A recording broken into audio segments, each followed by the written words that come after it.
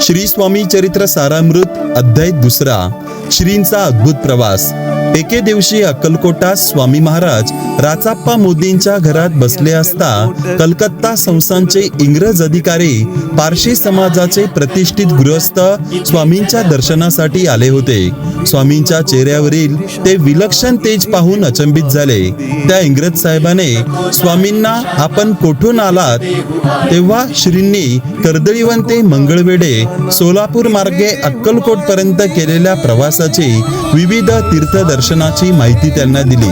अक्कलकोटात येण्यापूर्वी श्री 12 वर्षे मंगळवेढ्यात राहिले।